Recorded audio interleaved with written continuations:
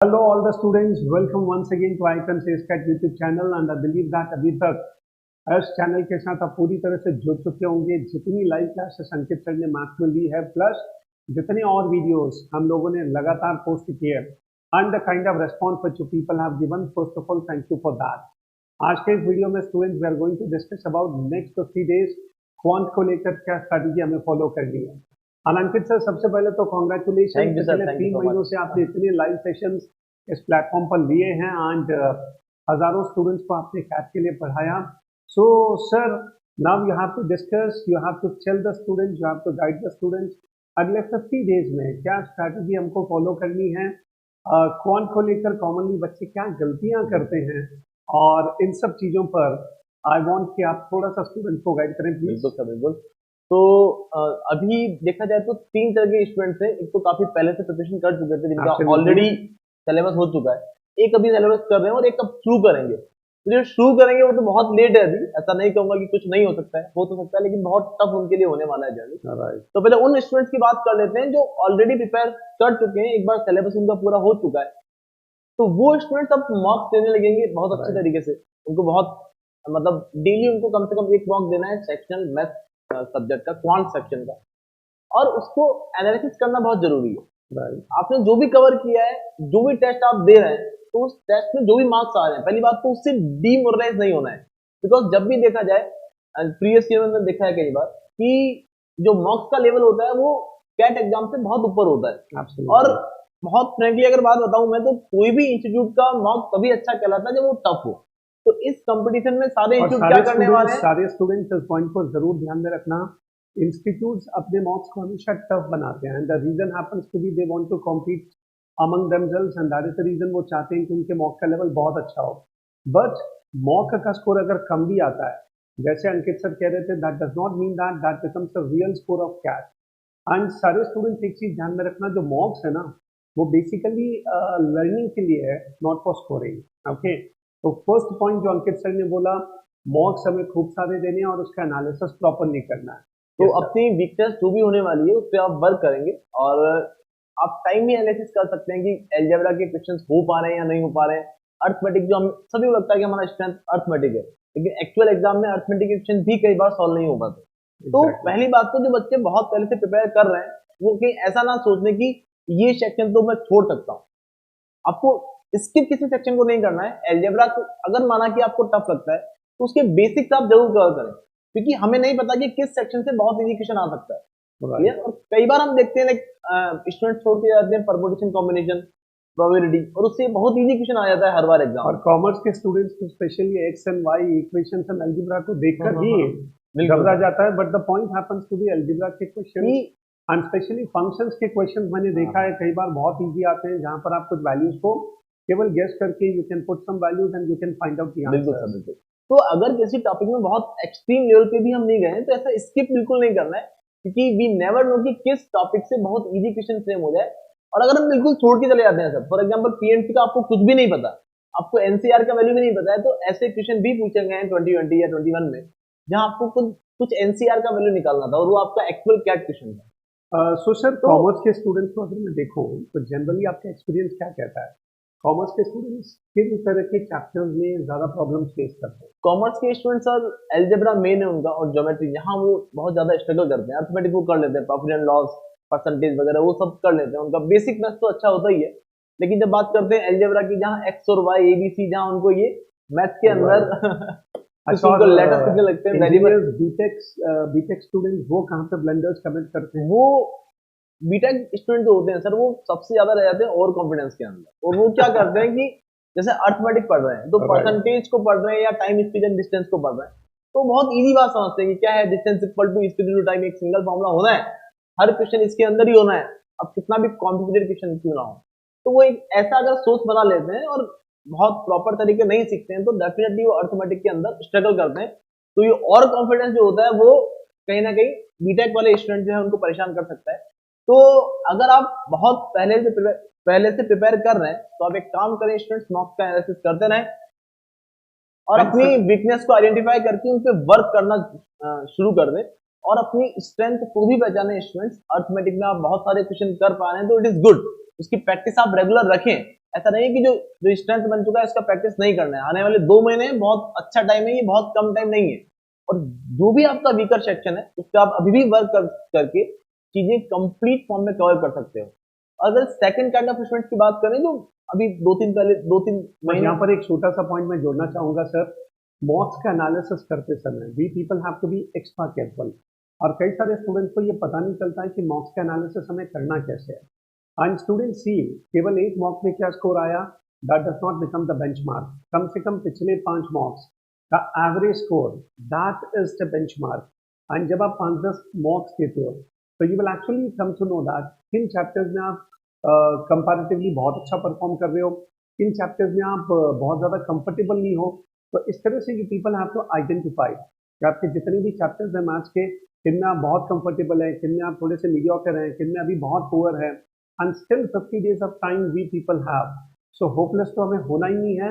मॉक्स का proper in depth analysis, और कहीं पर भी स्टूडेंट्स कोई क्वेश्चन सॉल्व नहीं होता या किसी क्वेश्चन को हमने गलत मार्क किया, you always try to find out the reason for that. And then you people see क्या कोई नया कॉन्सेप्ट था जो हमें पता नहीं था, या कोई कॉन्सेप्ट हमने पढ़ा था लेकिन we could not click that, या फिर पॉसिबली कॉन्सेप्ट वगैरह सब कुछ क्लियर था, कुछ माइनर थे, कैलकुलेशन के मिस्टेक्स थे। तो इन सब को कैटेगराइज करो so that you will actually come to know what kind of blunders we are committing. Now we are going to talk about the students जिन्होंने अभी अभी वो जगे हैं कि सर अब क्या आ चुका है, अब पढ़ाई स्टार्ट करनी है। तो ऐसे बच्चों के लिए अंकित सर के बहुत important piece of wisdom advice sir is going to give. एक और बात सर, जो बहुत पहले से शुरू कर चुके हैं तैयारी, जनवरी फरवरी की तैयारी कर रहे हैं, राइट, वो बच्चे भी अभी क्या कर रहे हैं, वो स्टूडेंट्स भी अभी बहुत ज्यादा क्या कर रहे हैं, 22 क्वेश्चन होने हमारे, और 2-3 क्वेश्चन जो टफ लेवल के होते हैं उनके पीछे वो भाग रहे हैं। राइट, उस कारण वो सफिशिएंट प्रैक्टिस नहीं कर पा रहे हैं सभी सेक्शंस की, है ना। तो ये गलती बिल्कुल ना करें गाइस। 22 क्वेश्चन होने हैं, बहुत एक्सट्रीम लेवल क्वेश्चन जो आपको दिखते हैं किसी भी सेट के अंदर, वो 2-3 से ज्यादा नहीं हो सकते। फटाफट उन्हें छोड़ दो। तो हाँ, छोड़ दो। और अगर आपको लगता है कि उनको सीखना है, आपको सीखना अच्छी बात है स्टूडेंट, लेकिन उनमें आप बहुत ज्यादा टाइम अभी खराब ना कर दें। मालूम पड़ा कि कोई क्वेश्चन में अटक गया, आप 2 घंटे उसी में इन्वेस्ट कर दो कि कैसे होगा कंडीशन बना दी, दोस्तों को भेजा। होता क्या है सर, ये 2-3 क्वेश्चन जो टफ होते हैं ना, हाँ, उसकी वजह से स्टूडेंट्स एक परसेप्शन बना लेते हैं कि मेरी पूरी मैथ्स ही वीक है। बिल्कुल बिल्कुल। अच्छा, मोरओवर यू पीपल अंडरस्टैंड, अगर 22 क्वेश्चंस में से कोई स्टूडेंट 13, 14, 15 अटेम्प्ट करे और उनमें से 11, 12 अगर करेक्ट हो जाए, students even 10 is sufficient to fetch 99 percentile. So do understand, maths में 22 के 22 क्वेश्चंस अटेम्प्ट करने ही नहीं होते हैं। तो selection plays a very very important role. This is what you mean to say. बिल्कुल सर, बिल्कुल। तो उसके अलावा सेकंड कैटेगरी पे आते हैं जो बच्चे अभी जुलाई मंथ में स्टार्ट किए प्रिपरेशन ना, तो वो बिल्कुल सिलेबस तो पूरा नहीं कर पाए होंगे, लेकिन लगभग 75% सिलेबस उनका हो चुका होगा। तो पहले सिलेबस को कंप्लीट फॉर्म में कवर कर लें, उसके बाद जितनी प्रैक्टिस कर सकते हैं आप, मतलब मॉडरेट लेवल क्वेश्चंस की, नए नए क्वेश्चन देखें। For example time spend distance हो गया, उनको सिलेबस सब पूरा करने पे ध्यान देना चाहिए या रादर देन जो हो चुका है उसी को स्ट्रेंथन करें? नहीं, अभी तो सर समय है हमारे पास, 2 महीने का समय है। तो ऐसा नहीं कि जो अभी तक, माना कि किसी ने 60% ही कवर किया तो 60% को स्ट्रेंथन करेगा, तो क्योंकि वो 60% का सब कुछ नहीं उसको यूज आ जाने वाला है एग्जाम के अंदर। तो इसीलिए उसको पूरा सिलेबस एक बार कवर करना ही चाहिए। और सिलेबस कवर कर ले एक बार, जल्द से जल्द आने वाले 15 to 20 डेज में कर लें। उसके बाद पूरा प्रैक्टिस करें, मॉक्स वगैरह दे और नए क्वेश्चन लें। जो भी टॉपिक आपने किया है उसका, वो क्वेश्चन जो आपने किए वो तो हो जाते हैं आपसे, उससे सिमिलर क्वेश्चन भी हो जाते हैं। और सर एक और सॉरी टू इंटरप्ट, एक और क्वेश्चन मेरा रहेगा इसमें, जो पिछले 5-6 साल के एक्चुअल कैट के जो क्वेश्चन पेपर्स हैं, पीवाईक्यूज को सॉल्व करने का क्या रोल रहेगा इन द ओवरऑल प्रिपरेशन? बिल्कुल सर, पीवाईक्यूज तो उनको सारे सॉल्व कर लेने चाहिए लास्ट 5 to 6 ईयर्स के। बहुत ज्यादा पुराने पीवाईक्यूज सॉल्व करने का मतलब भी नहीं है, क्योंकि पैटर्न फिर चेंज हो जाते हैं। लाइक अगर मैं 2003 की बात करूं तो वहां का पीवाईक्यू आज मैं डिस्कस करूं तो बहुत ज्यादा फेमिलियर नहीं है, वो हमारे करंट पैटर्न से। तो 22 क्वेश्चन जो आ रहे हैं अपने पिछले 3 साल से, 22 क्वेश्चन आ रहे हैं। 2020 में शुरू हुआ था, फिर 21। तो ये जो पैटर्न है आपका, इन 22 क्वेश्चन में किस तरह के क्वेश्चन बन रहे हैं, क्या लेवल है इन क्वेश्चन का, कितने डिफिकल्ट बनते हैं, कितने मॉडरेट बनते हैं और कितने हमारे लिए डुएबल है। आप अगर पिछले 3-4 साल का पेपर भी देखेंगे तो आपको पता पड़ जाएगा कि बहुत ज्यादा टफ के पीछे भागने की जरूरत नहीं है ना, कि भाई कैट एग्जाम है तो भाई टफ ही पढ़ना है, ऐसा बिल्कुल नहीं है। हो सकता है कि 2 या 3 क्वेश्चन आपके सेट में हो जाए। और अगर आपने सिलेबस पूरा कवर किया है तो देखो सर, अगर स्टूडेंट ने सिलेबस पूरा कवर किया है ना, मतलब हर टॉपिक के बारे में उसको पता है, 22 क्वेश्चन से 20 क्वेश्चन तो उसको, अगर पूरा सिलेबस कवर किया है तो वो आ ही जाएगा। आ ही नहीं जाएगा, मतलब उसको आइडिया होगा ओके उस क्वेश्चन का, तो वो लीव कर सकता है अगर वो कंफर्टेबल नहीं है किसी क्वेश्चन में। लेकिन अगर वो पूरा सिलेबस कवर करके नहीं गया है, माना कि उसके जो टॉपिक कवर किए उनसे 14 क्वेश्चन ही बन रहे हैं और 14 में से अगर वो 5 में कंफर्टेबल नहीं है तो वो वैसे ही 99% से बाहर कम हो जाएगी। बिल्कुल। तो इसीलिए सिलेबस आपको पूरा टिक करना है, हर एक टॉपिक को कर लेना है। बहुत एक्सट्रीम लेवल तक किसी टॉपिक में ना भी जा पाओ तो आपको बेसिक तो हर चीज का पता होना चाहिए। और यहाँ पर एक पॉइंट मैं और जोड़ना चाहूंगा, सारे students in case if you have the potential for 99 percentile, तब तो what ever pieces of advice Ankit sir is giving उस पर काम करना ही है। पर जो स्टूडेंट्स अभी उस लेवल पर अपने आप को नहीं देखते, उन्हें लगता है कि सर मैं 90 परसेंटाइल 92 परसेंटाइल लेकर आऊँ तो भी सफिशिएंट है। पर डू अंडरस्टैंड, अगर 22 क्वेश्चन मैथ्स के, उनमें से 6-7 क्वेश्चन ही आपके सही हो जाते हैं, तो स्टूडेंट्स डू अंडरस्टैंड 92 परसेंटाइल हम लोग टच कर सकते हैं। तो ऐसे बच्चे, अगर हम 99 के रेस में नहीं हैं, तो एटलीस्ट कुछ टफ चैप्टर्स को छोड़कर जिन चैप्टर्स में आप ज़्यादा स्ट्रॉन्ग हैं, स्पेशली अर्थमेटिक, आप देखोगे 50-60% जो पेपर का वेटेज है वो अर्थमेटिक से रिलेटेड है, प्लस थोड़ा बहुत नंबर सिस्टम, थोड़ा बहुत अलजेब्रा, या ऐसे कुछ चैप्टर्स पर अपनी कमान बनाकर try to find out just 7, 8, 9, 10 question, और उनमें से अगर एक्यूरेसी आपने ठीक मेंटेन कर ली तो भी हम लोग 90 परसेंटाइल टच कर सकते हैं। एक और बात सर, जो ज्योमेट्री की बात कर रहा था मैं, जो जिन बच्चों की आप भी बात कर रहे हैं, दोनों के लिए ये बात है कि ज्योमेट्री के अंदर अगर पीवाईक्यूज हम देखेंगे तो वो जो जिसको लेके बहुत सारे स्टूडेंट परेशान रहते हैं कि वो शेडेड रीजन का एरिया बताइए, कुछ कर्व वाले एरिया होते हैं, बहुत टफ क्वेश्चन फ्रेम हो जाते हैं। लेकिन पीवाईक्यू जब देखेंगे पिछले 4 साल के, तो पता पड़ेगा मीडियंस पे क्वेश्चन पूछे गए हैं, है ना, ट्राइंगल के एरिया पे क्वेश्चन पूछे गए हैं, सर्कल की बेसिक प्रॉपर्टी, क्वाड्रिलेटरल की, रोम्बस की बेसिक प्रॉपर्टीज तो आपको पूछे गए हैं, कोऑर्डिनेट ज्योमेट्री में डिस्टेंस फॉर्मूला पे आपको क्वेश्चन पूछा गया है। तो बस कोऑर्डिनेट ज्योमेट्री में आपको बहुत कुछ ना आता हो, लेकिन डिस्टेंस फॉर्मूला आता हो, रोम्बस का पता हो कि रोम्बस के जो डायगोनल्स होते हैं वो एक दूसरे को परपेंडिकुलरली बाइसेक्ट करते हैं। तो इस प्रॉपर्टी पे भी क्वेश्चन आया है, वो रिसेंट ईयर में आया है ना। तो इसीलिए मैं कह रहा हूँ कि बेसिक्स आप कवर कर लें, कोऑर्डिनेट ज्योमेट्री इन सबसे बहुत ज्यादा खौफ खाने की जरूरत नहीं है। खौफ आपको तब खाना है जब आपको पूरा कवर करना है उसको, है ना। लेकिन हमें केवल बेसिक कवर करना है, मॉडरेट लेवल तक आप जा सकते हैं बिल्कुल। तो आप ये मतलब कर सकते हैं कि 20 क्वेश्चन में जो इजी होगा, की एग्जाम है या आईआईटी जेईई की एग्जाम की, जो बहुत ज्यादा टेक्निकल ओरिएंटेड है, this is one such paper जहां पर बेसिक्स के application that plays the most important role. तो इसीलिए 10th लेवल तक का अगर बेसिक्स अपना स्ट्रॉन्ग है, वी आर वेरी कॉन्फिडेंट कि अपन मैथ्स को बहुत अच्छी तरह से हैंडल कर पाएंगे। सेकेंड, अंकित सर की बात का अगर मैं निचोड़ निकालूं तो ये है कि कैट को लेकर अनवांटेडली एक परसेप्शन मत बनाओ कि this paper is Indeed very tough, या हैंडल हो ही नहीं सकता। So students overcome that negative perception, just have some guts and confidence and will be able to do it. Sir, जो बच्चा अब करना चाह रहा है, अगर आप उसे बता दें कि उसे सिर्फ 50-60% सिलेबस से कवर करना हो, तो कौन से चैप्टर्स आप चाहेंगे कि उसको करना चाहिए? बिल्कुल अर्थमेटिक को उसको पूरा कंप्लीट करना ही चाहिए। बेसिक्स ऑफ अलजेब्रा में भी कुछ स्पेसिफिक चैप्टर जो इंपॉर्टेंट हो, रेशियो एंड प्रोपोर्शन और परसेंटेज पूरा सोल होने वाला है, पूरा सोल है आपका अर्थमेटिक सेक्शन का। ये 2 टॉपिक अगर अच्छे किए आपने तो आप बहुत सारे टॉपिक्स में अच्छा कर सकते हैं, या उनकी अंडरस्टैंडिंग आपको बहुत अच्छी हो जाएगी, मतलब बहुत अच्छे से आप क्वेश्चंस को समझ पाएंगे अगर रेशियो एंड परसेंटेज का आपका बहुत अच्छा कमांड है।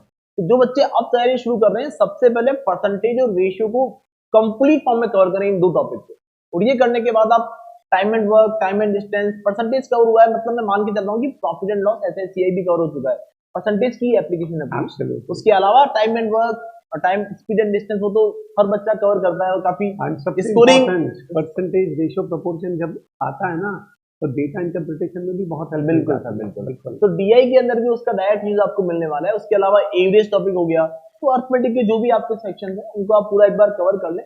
उसमें छोड़ने लायक ऐसा कुछ नहीं कि आपको छोड़ दें, अर्थमेटिक में आपको पूरा ही कवर करना होगा, पूरा कर ही लेना। क्योंकि मिक्सचर की अगर बात करूं कि मिक्सचर थोड़ा कंफ्यूजिंग बना जाता है, लेकिन वो एप्लीकेशन पूरी और पूरी किसकी है, परसेंटेज और रेशियो की, दैट्स इट। तो ऐसा कुछ नहीं कि हमको छोड़ना चाहिए। अर्थमेटिक अगर आप शुरू कर रहे हैं अभी, तो अर्थमेटिक को आप एक मॉडरेट लेवल तक कवर करें बिल्कुल। उसके बाद बेसिक्स ऑफ ज्योमेट्री कवर कर लें। बच्चे बहुत ज्यादा खौफ खाते हैं ज्योमेट्री और मेंसुरेशन से, बहुत सारे फॉर्मुलाज है, बहुत सारी प्रॉपर्टीज है, लेकिन बेसिक्स ऑफ ज्योमेट्री कर लें, basic of mensuration, basics of algebra भी कवर कर सकते हैं आप।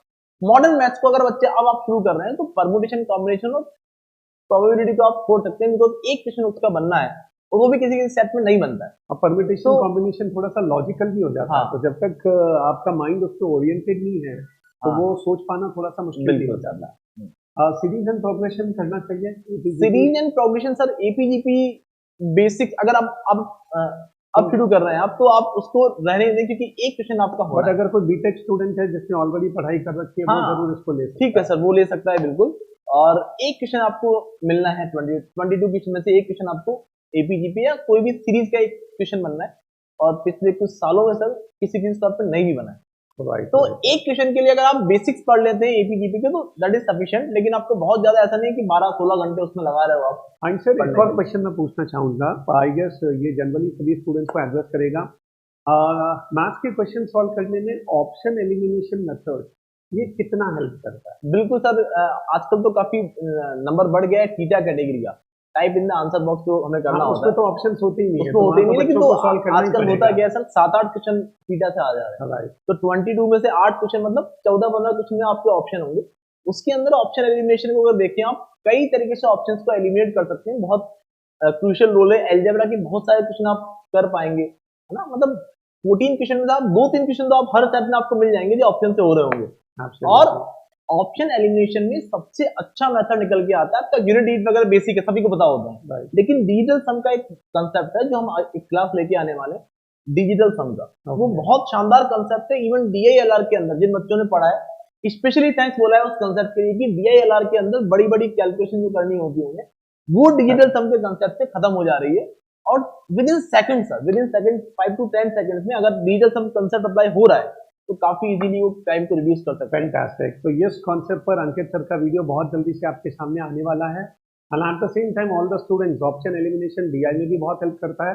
एक और क्वेश्चन मैं सर से पूछूंगा, सर बताएं थीटा टाइप क्वेश्चन को पहले अप्रोच करना चाहिए या ऑप्शन वाले क्वेश्चन को? पहले सर ऑप्शंस वाले क्वेश्चंस को ही अप्रोच करना चाहिए। Okay. थीटा कैटेगरी में तो कुछ भी आंसर हो सकता है, मैं नहीं पता, लेकिन वहां हमारी रेंज है कि इन 4 ऑप्शन में से एक चूज करना है ना।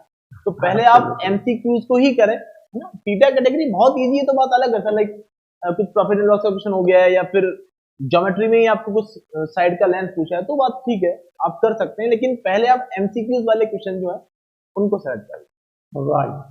सो होपफुली स्टूडेंट्स, अंकित सर के साथ ये जो डिस्कशन है ये बहुत हेल्प करेगा आपको। इस वीडियो को अपने सारे दोस्तों के साथ शेयर करो, चैनल को सब्सक्राइब करो एंड अपना प्यार इस चैनल को बहुत दो। आने वाले दिनों में we are going to post many such videos where you will get the complete guidance. It's not about CAT only, लेकिन बाकी जितनी भी एग्जाम्स हैं उन सबको लेकर भी we are going to keep posting a lot many things. Ankit sir की सारी क्लासेस को वॉच करते रहें and plus a lot of other videos will be posting. सबको लाइक करना कंपलसरी है, please do it. Okay, so thank you very much Ankit sir, and thank you all the students for joining us. All the best, see you very soon.